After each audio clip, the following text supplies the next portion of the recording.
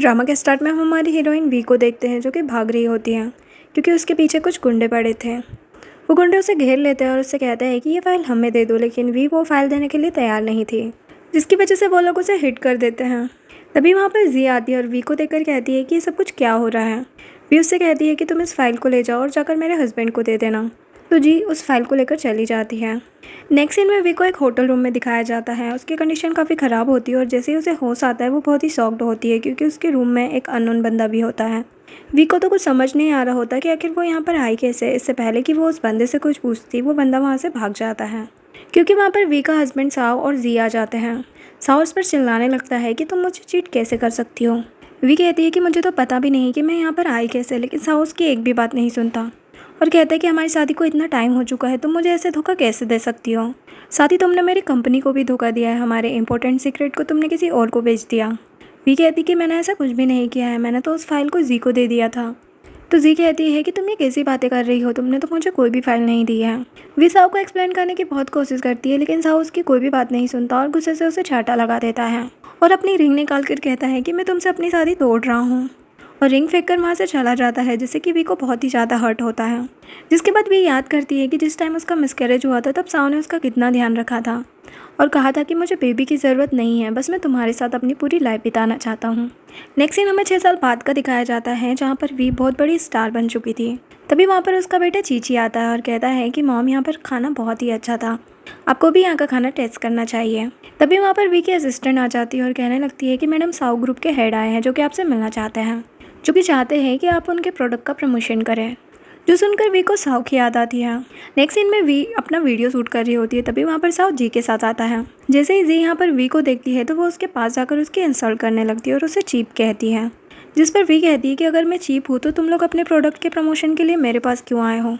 जिस पर जी गुस्सा करने लगती है। तभी वहाँ पर चीची आकर जी को धक्का दे देता है और कहता है कि गंदी आंटी, आप मेरी मॉम से दूर रहो। ये बात सुन के साहु से काफ़ी ध्यान से देखने लगता है और उससे पूछता है कि क्या ये तुम्हारी मॉम है। तो चीची साहु से पूछता है कि क्या आप मेरे डैड हैं। जो सुनकर साहु कहता है कि क्या तुमने मुझे डैड कहा, ऐसा कैसे हो सकता है। और वो वी से पूछने लगता है कि तुम 6 साल पहले मुझे छोड़कर गई थी, इस बच्चे की एज क्या है। चीची कहता है कि मैं 5 ईयर ओल्ड हूँ, लेकिन वी उसे चुप कराकर कहती है कि ये तुम्हारा बेटा नहीं है, तो तुम इससे दूर ही रहो। इनको बातें करते हुए देखकर जी को बहुत ही गुस्सा आ रहा होता है और वो वी को धक्का दे देती है, जिससे कि वो पुल में गिर जाती है।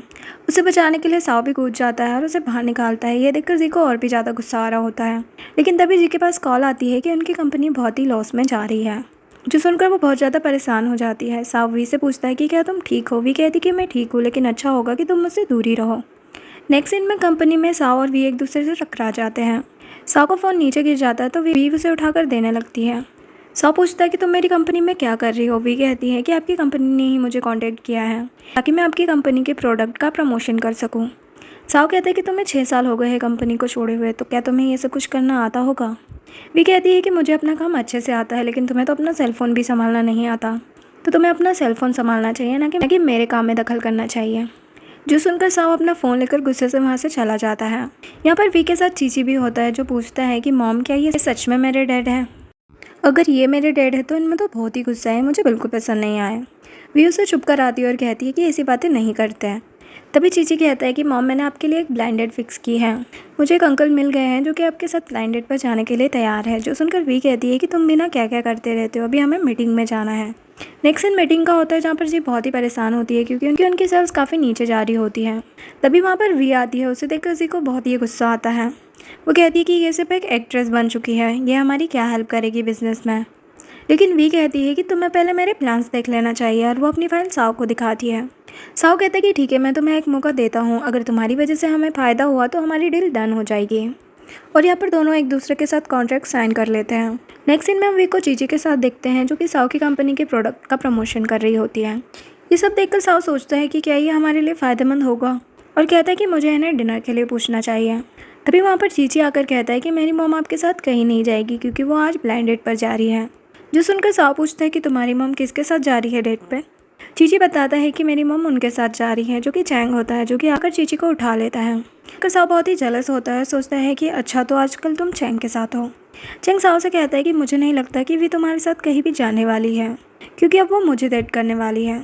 साहु कहता है कि ये मत भूलो कि वो मेरी वाइफ है। चैंग कहता है कि वो तुम्हारी एक्स वाइफ है, तुम उसे डिवोर्स दे चुके हो। और इस बात पर दोनों का आर्ग्यूमेंट होने लगता है। तो बीच में वी कहती है कि मिस्टर साओ, आप उसकी तरफदारी क्यों कर रहे हैं? आपको तो पता है ना कि उसी ने हमारी कंपनी के सीक्रेट चेंग की कंपनी को सेल किए थे। वो बहुत ही बेकार लड़की है। लेकिन साओ तो उसे ही चुप करा देता है, जिससे कि जी को बहुत ही बुरा लगता है। नेक्स्ट सीन में हम देखते हैं कि जी और चेंग तो दोनों एक दूसरे से मिले हुए हैं। जी कहती है कि 6 साल पहले वो सीक्रेट मैंने तुम्हें सेल किए थे ताकि वी साओ को छोड़कर चली जाए। वी तो चली गई, लेकिन आज तक मिस्टर साओ ने मुझे शादी के लिए नहीं पूछा। मैं चाहती हूँ कि उसकी कंपनी बर्बाद हो जाए ताकि उसे मेरी और मेरी फैमिली के सपोर्ट की ज़रूरत पड़े। फिर वो मुझसे शादी ज़रूर करेगा। चेंग कहता है कि ठीक है, हमें ये काम मिलकर ही करना होगा क्योंकि मैं भी वी को चाहता हूँ। नेक्स्ट सीन में वी के पास दौड़ते हुए उसकी असिस्टेंट आती है और बताती है कि मैडम, उस प्रोडक्ट को खाने से बहुत से लोगों को फूड पॉइजनिंग हो गई है और वो हॉस्पिटल में है। जो सुनकर वो जल्दी से भागते हुए हॉस्पिटल आती है, लेकिन हॉस्पिटल में मीडिया वाले वी को घेर लेते हैं और पूछते हैं कि आप एक बेकार से प्रोडक्ट को क्यों प्रमोट कर रही थी, जिसकी वजह से लोगों की तबीयत बिगड़ रही है। तभी यहाँ पर साव आता है और मीडिया से बचाकर वी को अंदर हॉस्पिटल में लेकर जाता है। वी जाकर उन पेशेंट से मिलने का डिसाइड करती है और साव जाकर डॉक्टर से बात करता है। लेकिन वी के पास एक लड़का आता है और उससे कुछ कहता है और उसे अपने साथ लेकर चला जाता है। जब साव को इस बारे में पता चलता है तो वो भी टेरेस पर पहुंच जाता है, जहाँ पर देखते हैं कि उस लड़के ने चीची को हॉस्टेज बना लिया है और उसे मारने की धमकी दे रहा है। कहता है कि तुमने जिस प्रोडक्ट को प्रमोट किया उसे खाने से मेरी वाइफ की डेथ हो गई, तो मैं भी तुम्हारे बेटे को मार दूंगा। वी कहती है कि प्लीज़ मेरे बेटे को छोड़ दो, हमें इस चीज़ पर पहले इन्वेस्टिगेशन करनी चाहिए। लेकिन वो बंदा पैसे मांगने लगता है। कहता है कि मुझे बहुत सारे पैसे चाहिए वरना मैं तुम्हारे बेटे को मार दूंगा। तभी यहाँ पर साव भी आ जाता है। वी कहती है कि ठीक है, मैं तुम्हें पैसे देने के लिए तैयार हूँ, लेकिन प्लीज़ तुम मेरे बेटे को छोड़ दो। लेकिन वो लड़का एकदम से चीची को नीचे डाल देता है, जो देखकर वी भी जल्दी से अपने बेटे को बचाने के लिए कूद जाती है। फिर हम देखते हैं कि साव ने उनके हाथ पकड़ लिए होते हैं और वो जैसे तैसे करके उन्हें ऊपर लेकर आ जाता है। टाइम पर वहाँ पर पुलिस भी आ जाती है और उस बंदे को पकड़कर ले जाती है। और तभी वहाँ पर जी भी आ जाती है और साव के लिए केयर दिखाने लगती है कि तुम्हें तो कुछ नहीं हुआ ना, और कहती है कि ये सब कुछ इस वी की वजह से हुआ है। साव कहता है कि इसमें वी की कोई गलती नहीं है। वी कहती है कि वो लड़का बोल रहा था कि तुम्हारी कंपनी का प्रोडक्ट खाने के बाद उसकी वाइफ की डेथ हो गई है, तो हमें इस बारे में पता लगाना चाहिए, या तो हमारे प्रोडक्ट में कुछ कमी है या फिर उसमें किसी ने कुछ मिला दिया है। जी कहती कि ऐसा नहीं हो सकता, तुम झूठ बोल रही हो। वी कहती है कि मैं कोई झूठ नहीं बोल रही हूँ, मैं सच बोल रही हूँ और मैं इस बारे में पूरी तरह से इन्वेस्टिगेशन करूँगी। साव कहता है कि मैं भी इसमें तुम्हारे साथ हूँ और वहाँ से चला जाता है। उसके जाने के बाद जी वी पर बहुत ही ज़्यादा गुस्सा करने लगती है और कहती है कि शायद तुम फिर से साव की लाइफ में वापस आने की कोशिश कर रही हो, लेकिन मैं ऐसा नहीं होने दूंगी। वो वी के साथ आर्ग्यूमेंट कर रही होती है तो चीची फिर से उसे पुश करता है, जो देखकर वो चीची पर ही चिल्लाने लगती है। जो देखकर वी उससे कहती है कि तुम मुझे जो चाहो कह सकती हो, लेकिन मेरे बेटे को हाथ भी मत लगाना। तभी जी चीची की नेक पर एक निशान देखती है और कहती कि ठीक है, मैं तुम्हें अच्छे से सबक सिखाऊंगी और साव की लाइफ से बाहर भी निकाल दूंगी। ये बोलकर वो वहाँ से चली जाती है। नेक्स्ट सीन में वी जाकर उन पेशेंट से मिलती है जिनकी तबीयत खराब हुई थी। वो उनसे पूछती है कि उस कंपनी के प्रोडक्ट को खाने के बाद आपकी तबीयत खराब हुई थी। तो कुछ लोग कहते हैं कि ऐसा तो नहीं था, उस फूड को खाने के बाद तो हम बिल्कुल ठीक थे, लेकिन पता नहीं अचानक से हमारी तबीयत कैसे ख़राब हो गई। जिसके बाद वो जाकर डॉक्टर से इस बारे में बात करती है तो डॉक्टर बताता है कि खाने में तो कुछ भी मिक्स नहीं था, लेकिन शायद प्रोडक्ट के पैकेट पर कुछ पॉइजन लगाया गया होगा, जिसे छूने के कारण शायद ये सारे पेशेंट्स की तबीयत खराब हुई है। इस बारे में तुम्हें खुद ही पता लगाना होगा। जो सुनकर वो काफ़ी परेशान हो जाती है और सोचने लगती है। तभी वहाँ पर चेंग आ जाता है और चीची को उठा लेता है। चीची कहता है कि क्या आप मेरी मॉम को आज ब्लाइंड डेट पर ले जाने वाले हैं। ये उसको चुप कराती है। जिसके बाद चेंग चीची से बहुत ही अच्छे से बात करता है। जिसके बाद असिस्टेंट चीची को ले जाती है तो चेंग वी के साथ फ्लर्ट करने लगता है। वी उससे दूर जाने की कोशिश करती है तो वो उसके और भी क्लोज जाने लगता है। और तभी वहाँ पर जी आ जाती है और उनकी फ़ोटोज़ क्लिक कर लेती है। जिसके बाद वो फ़ोटोज़ साव को सेंड कर देती है। साव उन फ़ोटोज़ को देखकर बहुत ही ज़्यादा जेलस होता है। तभी वहाँ पर जी भी पहुँच जाती है और कहती है कि क्या हुआ है, आजकल तुम काफ़ी परेशान रहते हो, क्या हमारी सेल्स को लेकर परेशान हो। मुझे तो लगता है कि इन सब चीज़ों के पीछे वी का ही हाथ होगा। साव कहता है कि आखिर तुम वी को इन्वॉल्व क्यों कर रही हो, उसने तो कुछ भी नहीं किया है। साव कहती कि अभी भी तुम उसी की साइड ले रहे हो। 6 साल पहले उसने हमारी कंपनी के कितने सीक्रेट सेल कर दिए थे, वो भी उस चेंग की कंपनी को, और उसके साथ फ्लर्ट करने लगती है। जिस पर साव कहता है कि मैं तुम्हें अपनी सिस्टर की तरह देखता हूँ, उससे ज़्यादा कुछ नहीं। जो सुनकर जी को बहुत ही गुस्सा आता है और वो कहती है कि एक्चुअल में जो वी का बेटा है ना, वो चेंग का बेटा ही है। एक दिन ड्रंक कंडीशन में उसने मुझे सब कुछ बताया था। उसने कहा था कि मेरा एक बेटा है जिसकी नेक पर ब्लैक निशान है, अगर तुम्हें भरोसा नहीं है ना तो तुम वी के बेटे को चेक कर लेना। और ये सब बातें करते हुए उसके क्लोज आ जाती है। लेकिन तभी वहाँ पर वी आ जाती है और उन्हें ऐसा देखकर गुस्से में वहाँ से जाने लगती है। तो साव जी को जल्दी से दूर करता है और वी के पीछे भागने लगता है और कहता है कि मेरे और उसके बीच में कुछ भी नहीं है, तुम कुछ भी गलत मत समझो। जिस पर वी कहती है कि मुझे क्या फ़र्क पड़ता है, तुम दोनों कुछ भी कर सकते हो। साओ कहता है कि मैंने कहा ना कि हम दोनों के बीच में कुछ नहीं है, मैं इनोसेंट हूँ। लेकिन वी उसकी बात पर भरोसा नहीं कर रही होती है, तो साओ गुस्से में बोल देता है कि मैं तुमसे तो बेटर ही हूँ, तुम्हारी तरह नहीं जो चैंग को हर जगह हक करती फिर रही हो। वी कहती कि मैंने कब किया उसे हक, तुम कैसी बातें कर रहे हो। तो साओ उसे फ़ोटो दिखाता है और कहता है कि इस फोटो में साफ दिख रहा है कि तुम दोनों कितने क्लोज हो। वी कहती है कि वो मेरे करीब आ रहा था लेकिन मैंने उसे अपने से दूर कर दिया था। तो साओ कहता है कि ऐसे ही जी मेरे करीब आ रही थी, मैंने उसे अपने से दूर कर दिया था। वी कहती है कि तुम्हें कुछ भी बताने की ज़रूरत नहीं है क्योंकि मुझे कोई भी एक्सप्लेनेशन नहीं सुनना है।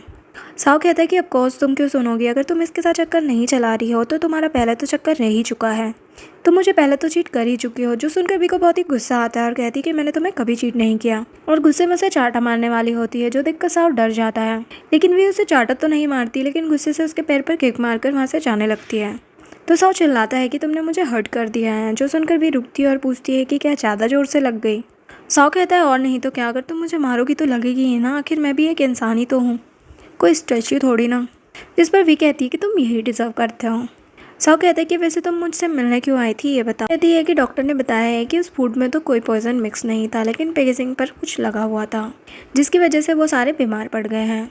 साओ कहता है कि मेरी कंपनी में ऐसा कौन करेगा। वी कहती है कि ये काम उसी का हो सकता है जो हम दोनों से ही नफरत करता है, इसलिए वो एक साथ हम दोनों को ही बर्बाद करना चाहता है। साओ कहता है कि ऐसा कौन हो सकता है। वी कहती है कि मुझे लगता है कि ये काम जी का ही हो सकता है क्योंकि वही मुझसे नफरत करती है। साओ कहता है कि ऐसा नहीं हो सकता, माना कि वो तुमसे नफरत करती है लेकिन मुझसे तो प्यार करती है, इसलिए वो मेरी कंपनी को नुकसान नहीं पहुंचा सकती। वी कहती है कि हाँ तुमसे तो वो प्यार ही करती है, इसीलिए तो तुम हमेशा उसकी साइड लेते रहते हो। तभी वहाँ पर चीची आ जाता है और कहता है कि ये सब कुछ क्या हो रहा है।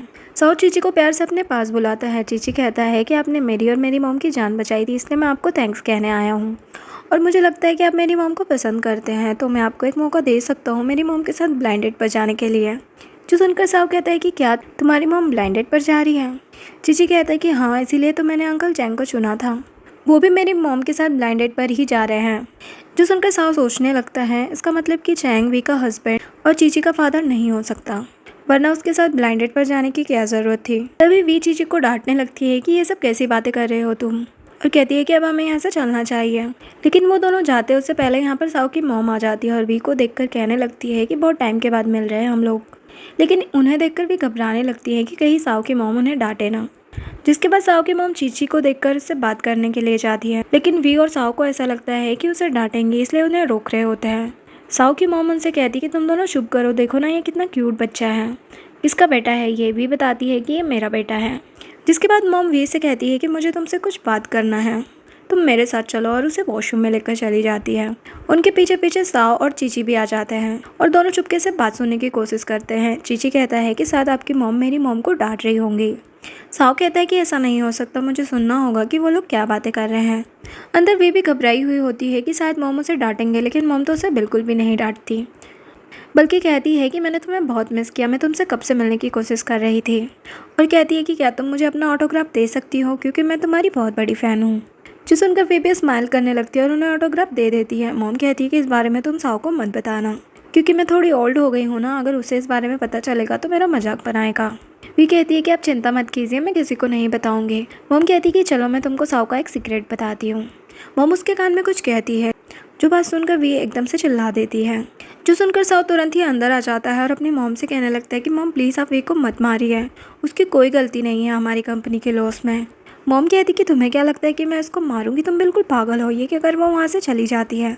उनके जाने के बाद साहब वी से पूछता है कि अगर मेरी मॉम ने तुम्हें मारा नहीं है तो तुम चिल्ला क्यों रही थी, ऐसा क्या हुआ था। वी कहती है कि एक्चुअल में उन्होंने मुझे तुम्हारी एक बात बताई है, लेकिन रहना तो मैं तुम्हें नहीं बताती क्योंकि तुम्हें एम्बेरस फील होगा। लेकिन साओ कहता है कि ऐसी कोई भी बात नहीं है जो मुझे शर्मिंदा फील करा सके, तो तुम मुझे बताओ। वी कहती है कि तुम्हारी मॉम ने कहा कि हमारे डिवोर्स के बाद तुम्हारी कोई भी गर्लफ्रेंड नहीं रही और तुम अपने आप को खुश करने के लिए अकेले खुद ही वॉशरूम में जाया करते थे। जो सुनकर साओ को बहुत ही गुस्सा आता है और वो अपनी मॉम के पीछे भागता है कि मॉम अभी कैसी बातें इसे बताकर चली गई। लेकिन वी को तो बहुत ही हंसी आ रही थी। तभी चीची कहने लगता है कि मॉम हम इन्हें बता क्यों नहीं देते कि मैं इन्हीं का ही बेटा हूँ और मैं उन्हें डैड कहना चाहता हूँ। लेकिन वी कहती है कि अभी ये बात हम उन्हें नहीं बता सकते हैं क्योंकि कुछ लोग हैं इस कंपनी में ऐसे जो ये बात जानकर खुश नहीं होंगे, इसलिए अभी हमें तुम्हारे डैड से ये बात सीक्रेट रखनी होगी। इसके बाद वी के पास कॉल आती है तो वो वहाँ से जाने लगती है। तभी साओ आकर उसे रोक देता है और कहता है कि कहाँ जा रही हो तुम।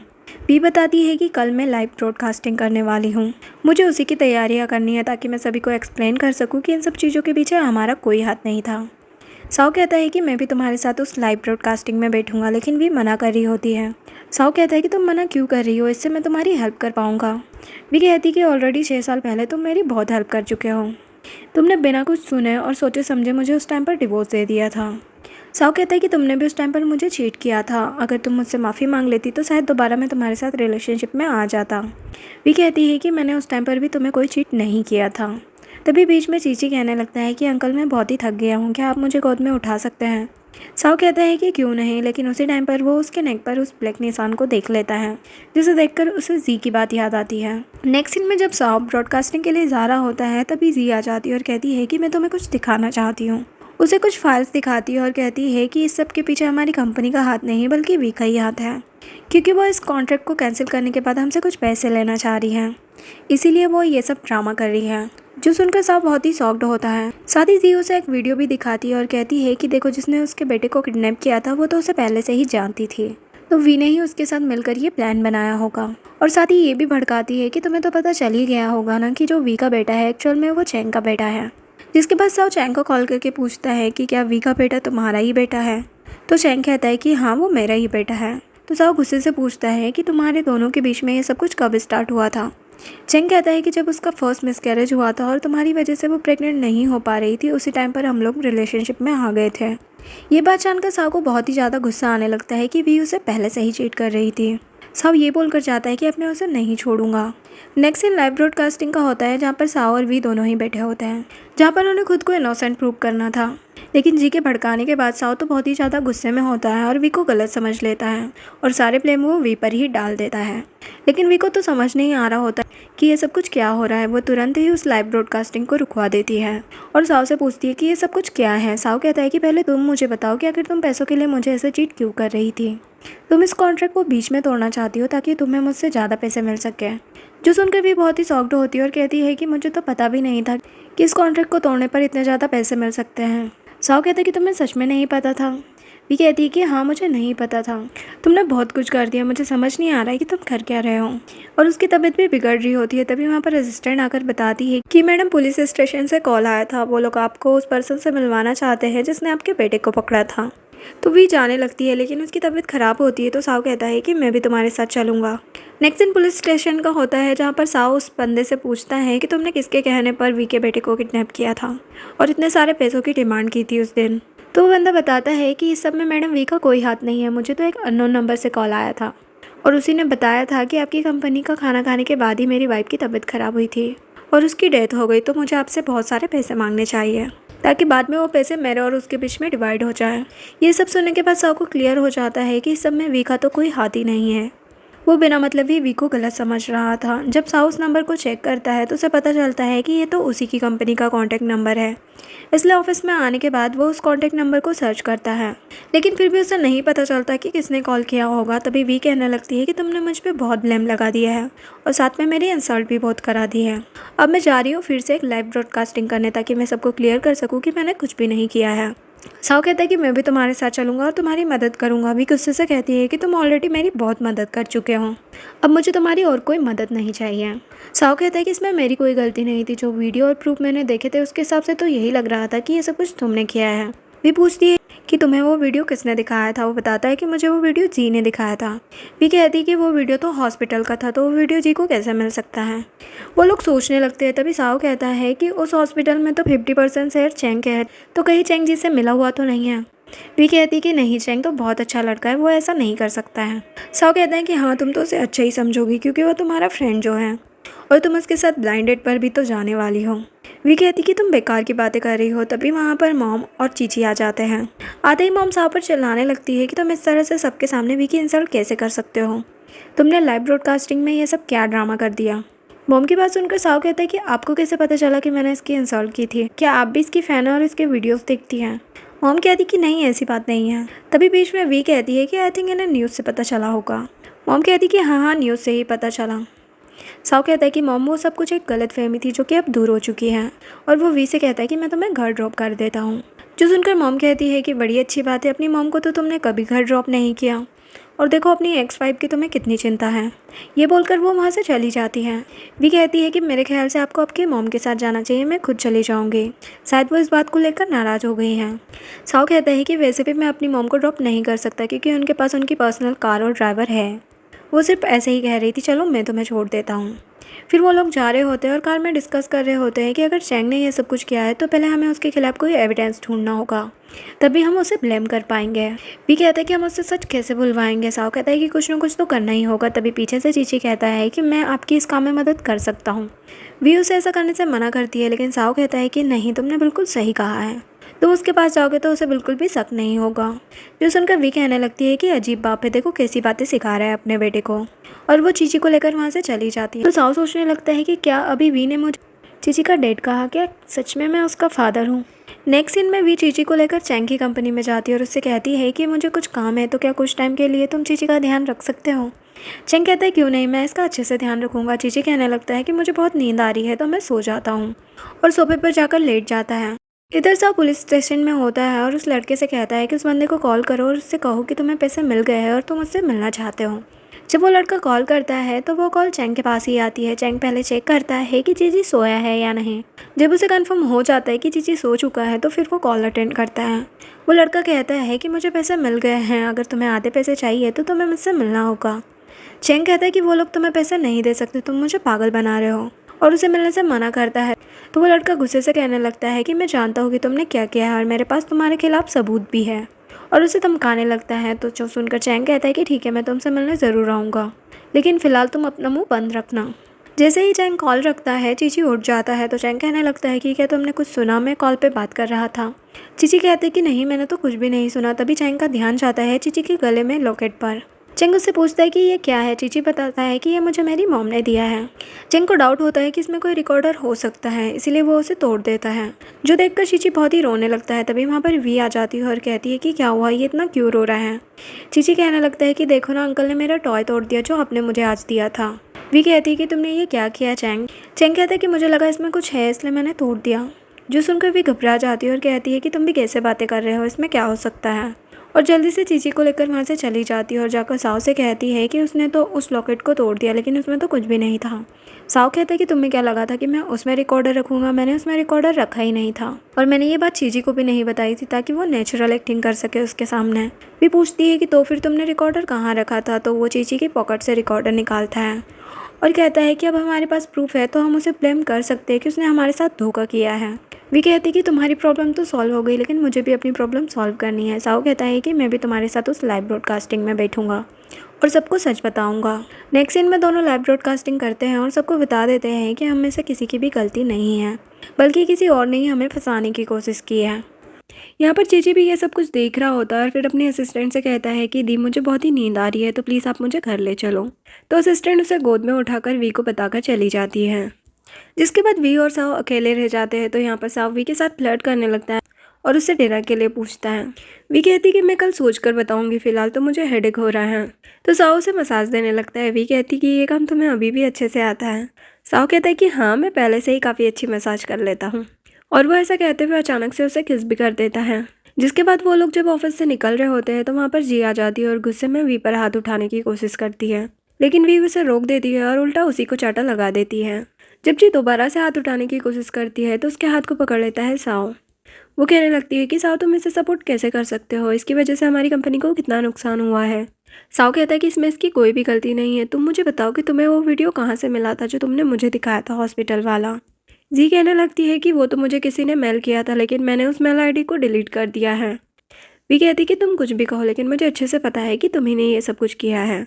जी कहती कि मैं भला ऐसा क्यों करूँगी, मैं इस कंपनी को नहीं हर्ट कर सकती क्योंकि मैं भी यहाँ पर काम करती हूँ। वो इनोसेंट बनने की कोशिश करती है और कहती है कि किसी और ने किया होगा ये सब कुछ।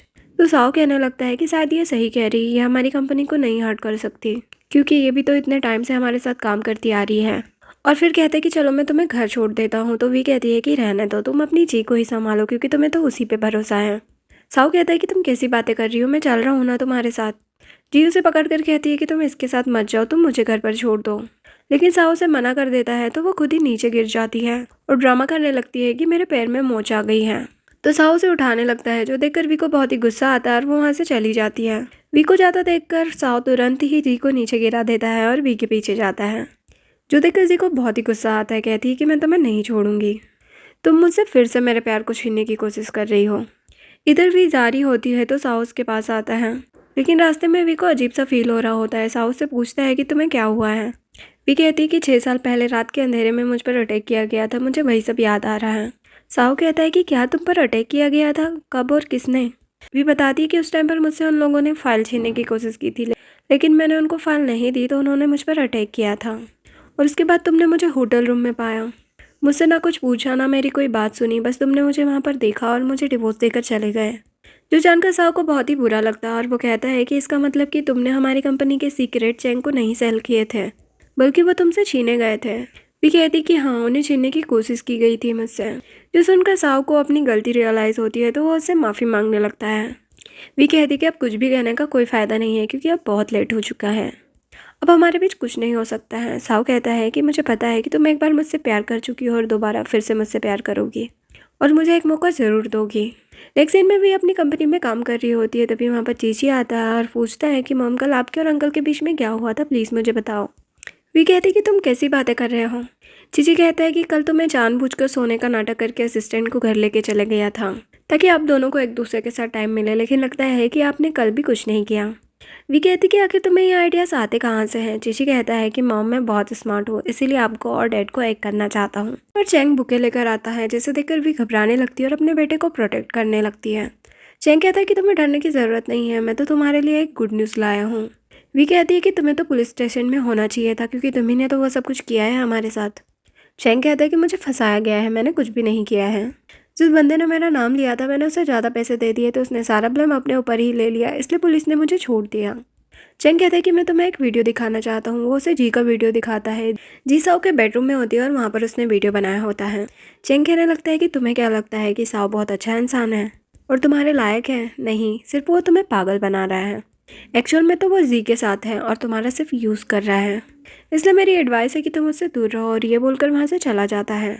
ये सब जाने के बाद वी को बहुत ही गुस्सा आ रहा होता है। थोड़ी देर बाद वहाँ पर साओ भी भागते हुए आता है और कहता है कि अगर तुमने वो वीडियो देखा है तो प्लीज़ उस पर भरोसा मत करना, वो सब कुछ फेक है। मुझे नहीं पता कि जी मेरे घर में कब आ गई और मेरे बेडरूम में पहुंचकर उसने वो वीडियो कब बना लिया।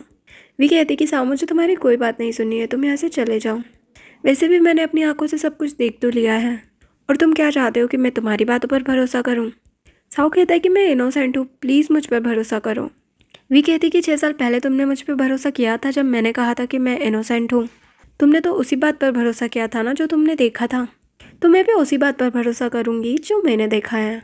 साओ कहते हैं कि प्लीज़ मुझे उस बात के लिए माफ़ कर दो, लेकिन कोई है जो हम दोनों के बीच में गलतफहमी पैदा करके हमें अलग करना चाहता है, लेकिन मैं ऐसा नहीं होने दूंगा। लेकिन वी उसकी कोई भी बात नहीं सुन रही होती। साओ कहता है कि कल रात तो हमारे बीच सब कुछ ठीक हो गया था ना।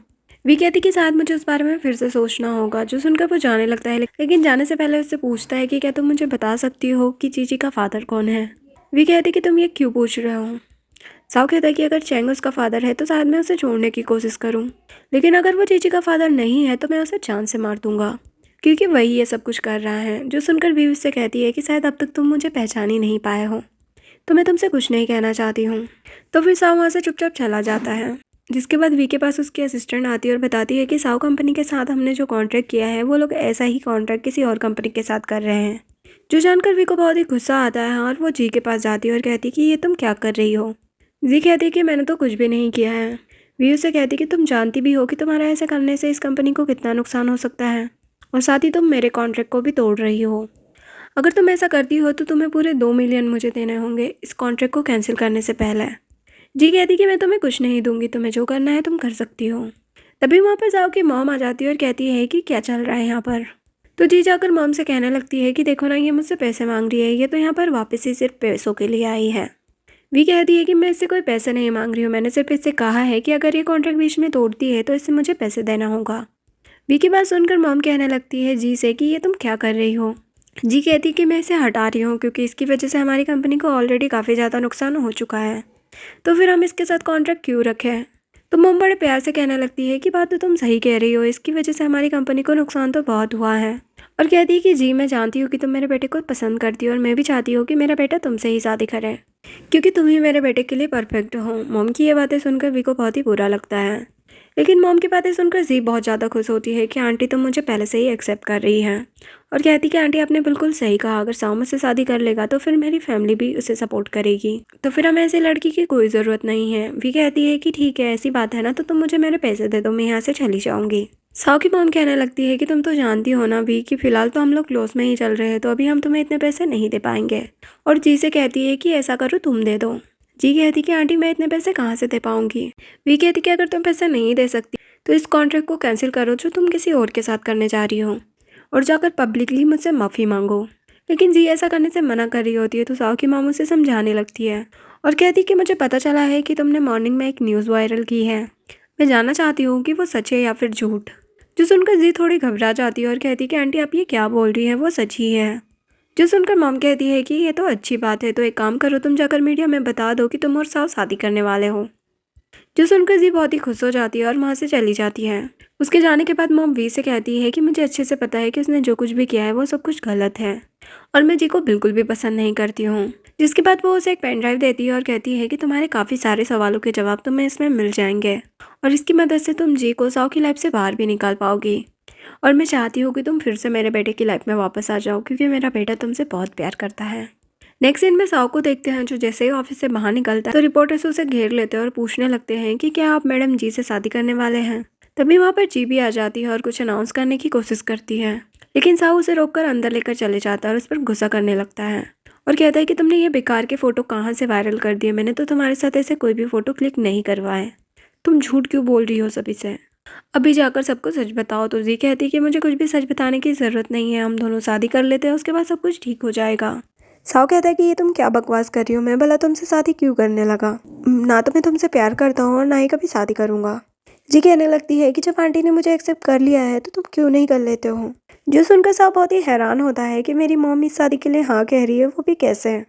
तभी वहाँ पर वी आकर कहती है कि ये तुमसे कभी शादी नहीं करेगा, क्योंकि मेरे पास तुम्हारे खिलाफ सबूत है। हमारे फूड पैकेट्स पे पॉइजन किसी और ने नहीं बल्कि तुमने ही लगाया था, और तुम्हारे खिलाफ मुझे सबूत भी मिल चुका है, तो अब हम तुम्हें नहीं छोड़ने वाले। जी तुरंत ही कहने लगती है कि साव ये सब कुछ मैंने तुम्हारे लिए ही किया था, मैंने ये सब कुछ सिर्फ तुम्हें पाने के लिए किया। साव कहता है कि तुमने तो हद ही कर दी है, तुमने हमारी कंपनी को बर्बाद करने की कोशिश की, और 6 साल पहले भी तुमने मुझे बताया था कि हमारी कंपनी के सीक्रेट को वी ने सेल किया है, तुम्हारी वजह से मैंने इसे डिवोर्स दे दिया था, मैं तुम्हें नहीं छोड़ूंगा।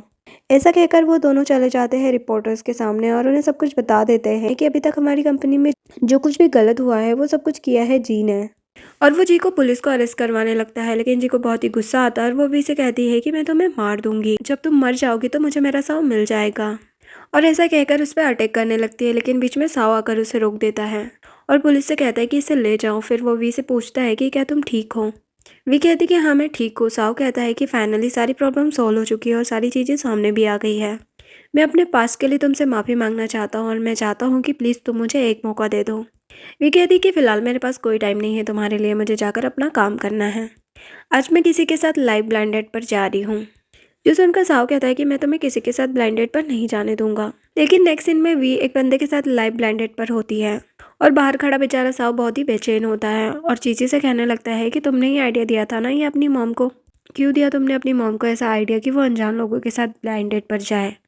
चीची कहता है क्योंकि मेरी मॉम बहुत ही सैड रहती थी, इसलिए मैंने उन्हें ये आइडिया दे दिया ताकि उन्हें एक लाइफ पार्टनर मिल जाए और मुझे एक डैड। साव कहता है कि ये तो तुमने बिल्कुल ठीक नहीं किया, अगर तुम्हारे बायोलॉजिकल फादर को पता चलेगा तो उन्हें कितना बुरा लगेगा। चीची कहता है कि वैसे भी वो मेरे साथ रहते ही कहा है, तो अच्छा है ना कि मुझे एक नए डैड मिल जाएंगे। साव कहता है कि मुझे पता है कि तुम्हें अपने बायोलॉजिकल फादर के बारे में पता है, तो प्लीज़ मुझे बता दो कि कौन है तुम्हारा बायोलॉजिकल फादर। चीची कहता है कि अगर मैं आपको इतनी बड़ी बात बताऊंगा तो आप मुझे क्या देंगे। साव कहता है कि जो तुम चाहो वो मैं तुम्हें दे सकता हूँ। चीची कहता है कि मैं चाहता हूँ कि मेरी मॉम हैप्पी रहे, क्या आप ऐसा कर सकते हैं। साव कहता है कि ठीक है, मैं तुम्हारी मॉम को खुश रखूँगा, वो पहले भी मेरे साथ बहुत खुश रहती थी। अब बताओ तुम्हारे फादर कौन है। चीची कहता है कि मुझे नहीं पता। फिर दोनों ही मस्ती करने लगते हैं, तभी वहाँ पर वी भी आ जाती है और पूछती है कि क्या हो रहा है। साव कहता है कि फाइनली तुम्हारी वो ब्लाइंड डेट ख़त्म ही हो गई, कैसी रही। वी कहती कि वो पर्सन वैसे काफ़ी अच्छा था। साव कहता है कि वो उतना अच्छा नहीं है जितना कि मैं हूँ, तुम खुद को पटाने का मुझे एक मौका दो। और ऐसा कहकर वो उसे अपने साथ घर ले आता है डिनर करने के लिए और उससे कहता है कि ये सब कुछ मैंने बनाया है और प्यार से उसे देने लगता है। जो देखकर चीची कहता है कि अजीब बात है, आप सिर्फ मॉम को ही पैम्पर कर रहे हैं, मुझे नहीं। तो साओ उसे भी देने लगता है, लेकिन वो कहता है कि मुझे ये सब कुछ पसंद नहीं है और वहाँ से चला जाता है। जिसके बाद साओ जब वी को खिला रहा होता है तो उसके कपड़ों पर गिर जाता है, जो देखकर साओ कहता है कि तुम्हें अपने कपड़े चेंज कर लेने चाहिए। ये बोलकर उसे रूम में ले जाता है, उसे बहुत सारे कपड़े दिखाने लगता है, जो देखकर वो कहती है कि अरे ये तो मेरे 6 साल पुराने कपड़े हैं, ये तुम्हारे पास अभी भी है। साओ कहता है ऑफकोर्स मैंने सारे संभाल के रखे हैं। वी अपने कपड़ों को देखकर काफ़ी ज़्यादा खुश हो रही होती है। साओ अचानक से उसे किस करने लगता है। वी कहती कि क्या तुम पागल हो गए हो, ये सब कुछ कर रहे हो, कितने ओल्ड हो गए हो तुम, ये सब कुछ नहीं करना चाहिए। साओ कहता है कि किसने कहा कि मैं ओल्ड हो गया हूँ, मैं अभी भी बहुत स्ट्रांग हूँ, तुम चाहो तो मैं प्रूव कर सकता हूँ। वी कहती कि अच्छा 5 साल का तुम्हारा बेटा है और कह रहे हो कि तुम अभी भी यंग हो। साओ कहता है कि क्या कहा तुमने कि मेरा 5 साल का बेटा है, इसका मतलब कि जीजी मेरा ही बेटा है। वी कहती कि नहीं, मैंने ऐसा नहीं कहा, मैंने कहा कि मेरा बेटा 5 साल का हो चुका है। जब मैं ओल्ड हो गई हूँ तो तुम ओल्ड नहीं हो गए हो क्या। साओ कहता कि नहीं, मैं ओल्ड नहीं हुआ हूँ, मैं तुम्हें प्रूव कर सकता हूँ, और ऐसा कहकर उसे बेड पर गिरा देता है और उसके साथ रोमांटिक होने की कोशिश करता है। लेकिन वी उसे रोक देती है और कहती है कि शायद तुम भूल रहे हो कि मेरा एक बेटा है जो कि तुम्हारा नहीं है। साओ कहता है कि मुझे बहुत खुशी है कि तुम्हारा एक बेटा है, चाहे फिर वो मेरा हो या ना हो। लास्ट टाइम जब तुम्हारा मिसकैरेज हो गया था उस टाइम पर मुझे लगा था कि तुम कभी माँ नहीं बन पाओगी, लेकिन आज मैं तुम्हारे बेटे को देखकर बहुत खुश हूँ। और कहता है कि मैं उसे एक्सेप्ट करने के लिए तैयार हूँ, चाहे वो किसी का भी बेटा क्यों ना हो। वी उसे सच बताने ही वाली होती है, लेकिन तभी वहाँ पर चीची आ जाता है और कहता है कि मॉम आपके लिए असिस्टेंट का कॉल आया है। तो वे उस कॉल को अटेंड करती है, जिसके बाद साओ से कहता है कि क्या डिसाइड किया तुमने, क्या तुम मुझसे फिर से शादी करोगी। वी कहती कि नहीं, मैं तुमसे शादी नहीं करने वाली, तुम ऑलरेडी मुझे पहले ही बहुत परेशान कर चुके हो। साओ कहता है कि तुम आप ऐसा सोचना भी मत कि तुम किसी और के साथ ब्लाइंड डेट पर जाओगे। अगर तुम किसी के भी साथ ब्लाइंड डेट पर गई ना तो मैं उन सबको बैंकरप्ट कर दूंगा। वी कहती है अच्छा तुम बैंकरप्ट करोगे, जो कुछ टाइम पहले खुद ही बैंकरप्ट होने वाले थे। मेरी वजह से तुम्हारी कंपनी बची है, ये बात भूलो मत तुम। नेक्स्ट सीन में भी ऑफिस में होती है, जहाँ पर उसकी असिस्टेंट आकर बताती है कि मिस्टर साओ का एक्सीडेंट हो गया है। तो वे जल्दी से हॉस्पिटल पहुँचती है, जहाँ पर ऑलरेडी साओ की मॉम होती है। मॉम वी से कहती है कि मैं जानती हूँ कि पहले तुम्हारे साथ बहुत गलत हुआ है, लेकिन मैं तुम्हें बता दूँ कि साओ तुमसे बहुत प्यार करता है और मैं भी तुम्हें शुरू से ही पसंद करती हूँ। माना कि ये मेरे फ्रेंड की बेटी है, इसलिए उस टाइम पर मैंने उसे पैम्पर किया था, लेकिन मैंने तुम्हें कभी भी नापसंद नहीं किया। और वो उन दोनों को वहाँ पर अकेला छोड़कर चली जाती है। जिसके बाद भी साओ का ध्यान रखती है और जब साओ को होश आता है तो उसे मेडिसिन खाने के लिए देती है, लेकिन साओ मना कर रहा होता है। तो वी कहती है कि मेडिसिन ले लो, फिर मैं तुम्हें कुछ हैप्पी करने वाली चीज़ दूंगी। तो साओ उसे पी लेता है और फिर कहता है कि अब तुम मुझे क्या देने वाली हो। तो वी उसे कैंडी देने लगती है। साओ कहता है कि मुझे ये बच्चों वाली चीज़ नहीं चाहिए, मुझे कुछ और चाहिए। वी ज़बरदस्ती उसे कैंडी खिलाने लगती है, लेकिन साओ बहुत ही मुंह बना रहा होता है तो वो उसे किस भी कर देती है, जिससे कि साओ बहुत खुश हो जाता है। जिसके बाद वी कहती है कि तुम मेरे बेबी के फादर के बारे में जानना चाहते हो तो चलो मैं तुम्हें बता देती हूँ, और उसे कुछ पेपर्स दिखाने लगती है। लेकिन उन पेपर्स में नाम लिखा होता है चैंग का। उसे देखकर वो कहता है कि अच्छा तो इसका मतलब ये है कि तुम्हारे बेबी का फादर चैंग है। वी कहती कि नहीं, उसके फादर तो तुम ही हो, पता नहीं इस पेपर में ये सब कुछ कैसे लिखा हुआ है। मैं झूठ नहीं बोल रही हूँ। तभी साओ उसे कुछ डॉक्यूमेंट दिखाने लगता है और कहता है कि मैं ये बात पहले से ही जानता हूँ। वी पूछती है कि तुमने ये टेस्ट कब करवाया। साओ कहता है कि अगर तुम डीएनए टेस्ट करवा सकती हो तो क्या मैं नहीं करवा सकता, मुझे तो पहले से ही डाउट था कि वो मेरा ही बेटा होगा। वी कहती कि तुम्हें सब कुछ पता था, फिर भी तुम इतने टाइम से मुझे परेशान कर रहे थे इस बात को लेकर। तभी अचानक रिंग निकाल कर साहू से प्रपोज करने लगता है कि प्लीज़ मुझे एक मौका दे दो। वी कहती कि ठीक है, मैं तुम्हें एक मौका दे रही हूँ, लेकिन अगली बार से अगर मुझे परेशान किया ना तो मैं छोड़ूंगी नहीं। जो सुनकर साहू भी खुश हो जाता है कि वी ने उसे एक्सेप्ट कर लिया। तभी वहाँ पर वी की असिस्टेंट आती है और बताने लगती है कि मैम इस बार हमने जो ज्वेलरी प्रमोट की थी उसे जिन भी लोगों ने खरीदा है वो बता रहे हैं कि वो ज्वेलरी फेक है और हमारे ऑफिस के सामने ड्रामा कर रहे हैं। वी कहती कि मुझे वहाँ पर जाना होगा और जल्दी से वहाँ पर पहुँच जाती है और उन लोगों से बात करने की कोशिश करती है, लेकिन वो लोग तो वी से बदतमीज़ी करने लगते हैं। तभी वहाँ पर चैंग पहुँच जाता है और उन लोगों को डराने लगता है और कहता है कि मैं इसका होने वाला हस्बैंड हूँ, अगर तुम लोगों ने इसे हाथ भी लगाया तो मैं तुम्हें नहीं छोड़ूंगा। वी कहती है कि तुम क्या कुछ भी अनाउंस कर रहे हो, ऐसा मत करो, लेकिन चैंग उसे चुप कराकर ऑफिस के अंदर भेज देता है। वहाँ पर हम देखते हैं कि साओ भी आ जाता है। वी के पैर में चोट लगी थी तो साओ उसे देखने लगता है। तो वी कहती है कि तुम मत करो, मैं खुद हैंडल कर लूँगी, तुम्हें तो ब्लड से डर लगता है ना। साओ कहता है कि अब मैं उस बीमारी से बाहर आ चुका हूँ तो अब मैं तुम्हें ट्रीट कर सकता हूँ। वी पूछती है कि ये सब कुछ कब हुआ।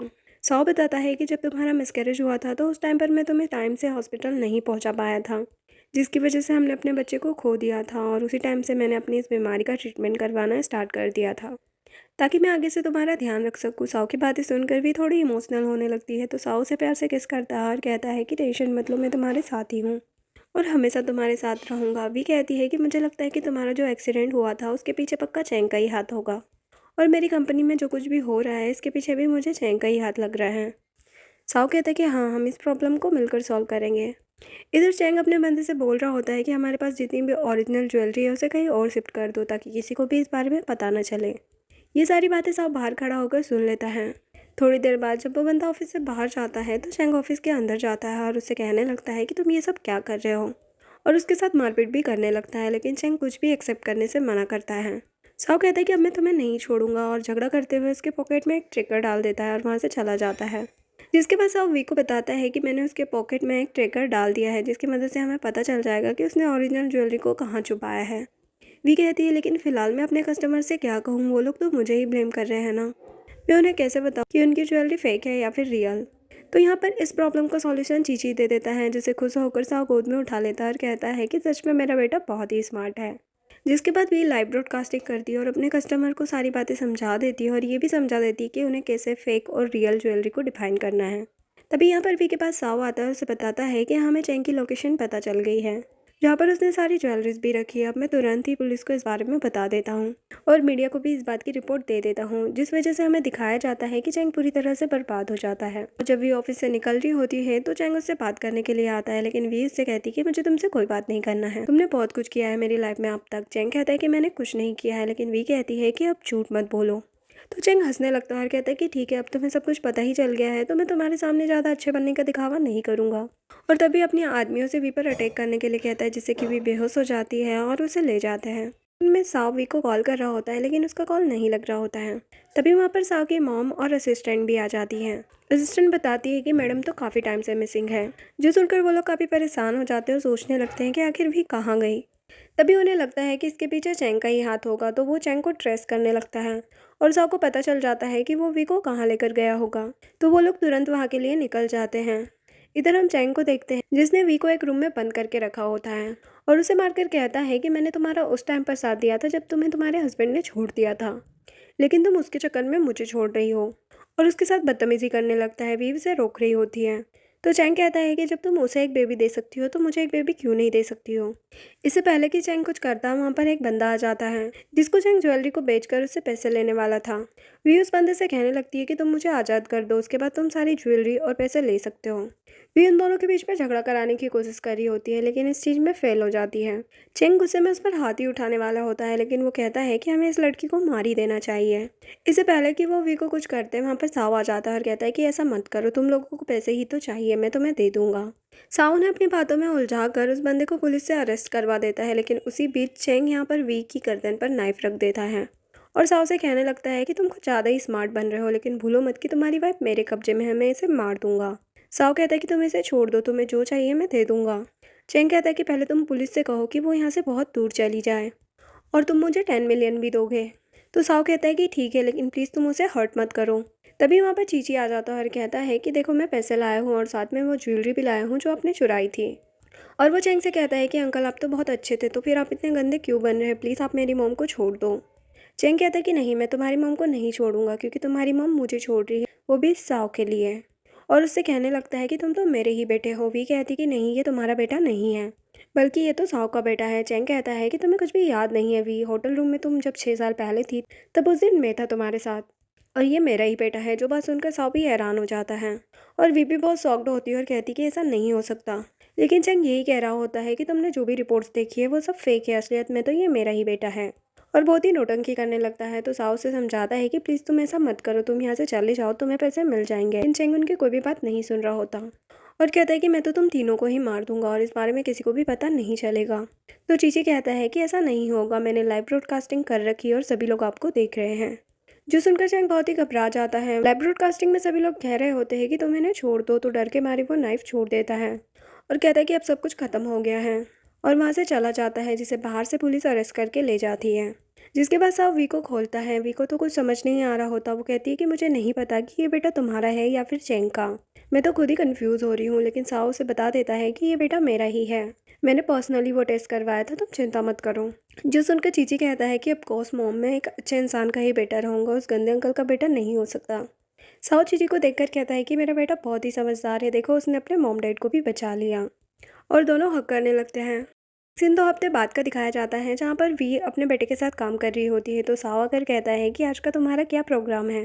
वी कहती है कि आज भी हम एक ब्लाइंड डेट करने वाले हैं। साओ कहता है कि तुमने ऑलरेडी मेरी रिंग पहन रखी है, फिर भी तुम और लोगों के साथ ब्लाइंड डेट वाला शो कर रही हो, ये तो ठीक बात नहीं है। वी कहती है कि अभी तुमने सिर्फ मुझे रिंग पहनाई है, अभी तक मेरी सर्टिफिकेट नहीं लिया है। साओ कहता है कि इसमें क्या देरी है, हम तुरंत जाकर ये काम कर लेते हैं। साथ ही वो वी को आइडिया देता है कि तुम ये काम बहुत अच्छे से कर रही हो, तो मैं सोच रहा हूँ कि तुम्हारे लिए एक मीडिया वाली कंपनी खोल दूँ। तो वी इस बारे में सोचने लगती है, तभी वहाँ पर वी की असिस्टेंट भागते हुए आती है। तो साओ असिस्टेंट को देखकर कहने लगता है कि तुम आई हो तो पक्का कोई बुरी न्यूज़ ही लाई होगी, कोई अच्छी न्यूज़ तो दोगी नहीं, और उससे पूछता है कि क्या बात है। असिस्टेंट बताती है कि मैडम आपका ये सब बहुत अच्छे से चल रहा है और हमारे काफ़ी फॉलोवर बढ़ गए हैं और बहुत सारी कंपनी के सीईओ भी आए हैं जो आपके साथ ब्लाइंड डेट पर जाना चाहते हैं। तभी हम देखते हैं कि वहाँ पर वो लोग भागते हुए अंदर भी आ जाते हैं, जो देखकर साव बहुत ही जेलस फील करता है और जीजी को गोद में उठा लेता है और उन लोगों से कहने लगता है कि तुम लोगों को बता दूँ कि ये मेरा बेटा है और ये मेरी वाइफ है, तो अच्छा होगा कि तुम लोग इससे दूर ही रहो। और उन सभी के सामने वी को किस भी कर देता है और कहता है कि कल के न्यूज़पेपर की हेडलाइन यही रहेगी और साथ में हमारा ये वाला फ़ोटो भी आने वाला है। वहाँ पर साव की मॉम भी आ जाती है और कहती है कि तुम दोनों ये करने में बिजी हो, ऐसा करती हो कि मैं अपने ग्रैंडसन को घर ले जाती हूँ। और वो चीची को अपने साथ लेकर चली जाती है, जिसके बाद असिस्टेंट भी उन लोगों को बाहर भगाने लगती है। वी उसे कहती है कि तुम सभी के सामने मुझे किस कर रहे हो, तो वो कहता है ऑफकोर्स क्यों नहीं कर सकता, तुम मेरी वाइफ हो। तो वी भी उसे किस कर देती है और कहती है कि तुम भी मेरे हस्बैंड हो। और यहीं पर इस ड्रामा की हैप्पी एंडिंग हो जाती है। अगर आपको मेरी वीडियोस पसंद आती है तो चैनल को सब्सक्राइब कर दें और वीडियो अच्छी लगी हो तो लाइक और शेयर भी करें। Thanks for watching.